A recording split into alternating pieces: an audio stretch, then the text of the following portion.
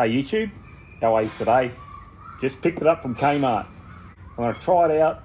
I'm very interested to see how this thing goes. For the price, I've got my doubts. Okay, I've connected it to power. This light lights up. It's not even turned on yet. Okay, I'm going to turn it on for the very first time. Now it's going to hold my breath.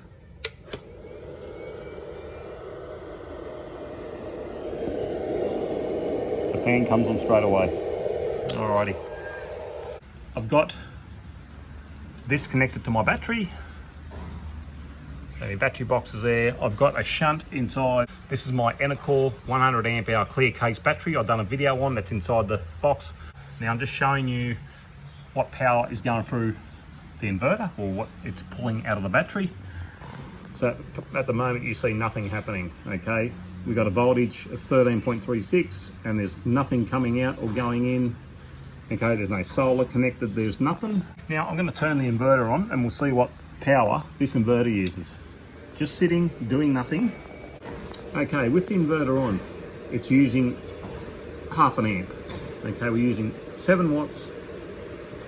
Now, I'm going to put my battery on charge, my Ryobi battery. So I'm going to plug that in and I'm going to have a look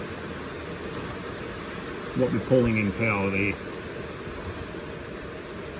Okay, we're pulling 4 amps out of the battery, so 56 watts.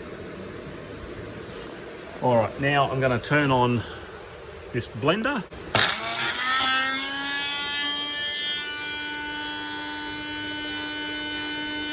Okay, we're pulling 175 watts. All right, it's doing okay so far. I'm going to try a 600 watt kettle here. I'll turn this off. It's a bit noisy, but now it's raining. So, sorry, it's raining, guys. Okay, now what I'm going to do, I not long ago purchased this kettle off eBay. Okay, viewers, now I'm going to turn on this little kettle. So let's see if this little thing here can run this kettle. Okay, let's have a look. Let's turn it on. She's on. 662 watts. Okay, she's on.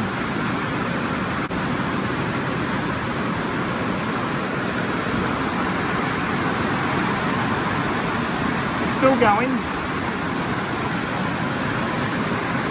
We're pulling 52 amps, 656 watts. I cannot believe this inverter is still going. The fan's running as I can feel it. I just can't hear it from the rain, guys. Sorry about that. That's 657 watts continuous, and this inverter is not thrown out. I just can't believe it. Absolutely amazing. It is getting very warm. I'll keep this rolling here.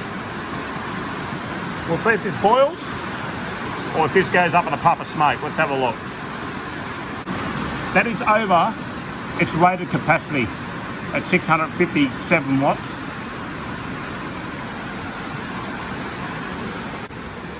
The kettle is boiling. I can't believe that. I really can't. I'll turn that off. That is amazing. Truly, truly amazing. I did not think that this thing would run that kettle. It's very hot, I know that. But geez, I'll tell you what, that's done some work. That really has. Okay, that's boiled what, that little bit of water in that kettle there. That was on a good 4 minutes. Okay, it never gave up. And the inverter looks like it wants to keep going. The fan's running. It is warm. All right, I brought the big guns out. Now this kettle here, this runs about 875 watts.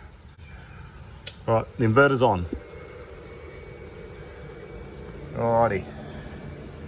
I'm gonna turn this kettle on, I'm gonna have a look. She's on.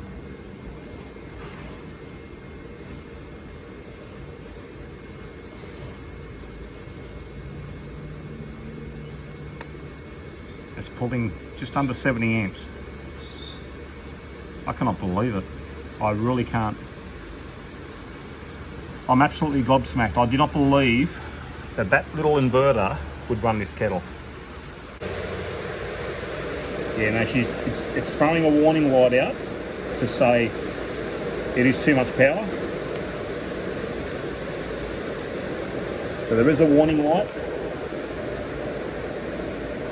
As you see, it's just flashing the red. There's a bit of a warning there. It's saying, yeah, and that's throwing out. That's it. Yeah, so it is too much. Okay, now I'll plug that little 600 watt kettle back in. So I'll turn that one back on, right? And I'll turn that blender on. And we'll see how she goes. So the kettle's on, now the blender.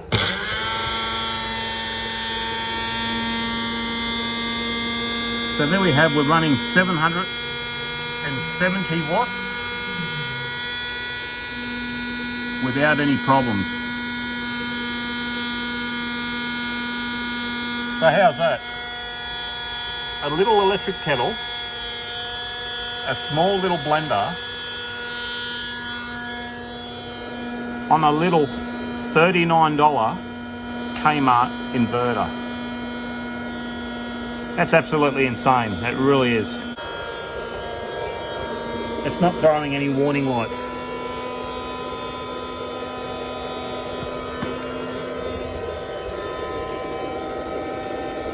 Yeah, there are no warning lights coming out with that. So that runs the kettle and that blender. That runs at 750 watts, not a problem. No worries at all. I just turned that blender off. I guess my kettle now, it's boiling. So 655 watts there, no problems at all. Just boils a little kettle, just like this. So the inverter into the power board, which I've got the kettle plugged into the power board. And there we have 655. Absolutely incredible. Them cables are quite warm. That's the box that come in. That's it there. Okay. And they're the cables that come with it. I don't think I would be using these. I think they're way too small. Absolutely. That'd only be 6mm cable. That one there. I don't think you would run this inverter through them. Not doing what I just did. No way. And absolutely a no-no. You will not do this. Okay, you would not run this inverter. You would not do that. It's not big enough cable for the current this thing uses. It really isn't. For the money, this thing's awesome. I'll tell you what, but the only thing is, get bigger cables. Do not use these cables.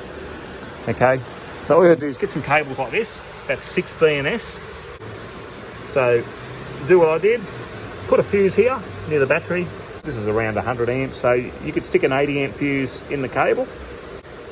You should be good to go. And you probably want to upgrade this plug to a 120 amp Anderson plug if you put it on an Anderson plug. Otherwise, you can just wire it straight to your battery. On the fuse, straight in. So yeah, so on the box, it's saying it's continuous 600 watts output. Okay, I didn't believe that until I tried it. And it's saying it offers a steady and precise output voltage. So yeah, I'm very surprised if it is a pure sine wave. I don't have any of them gadgets that they use to test these things.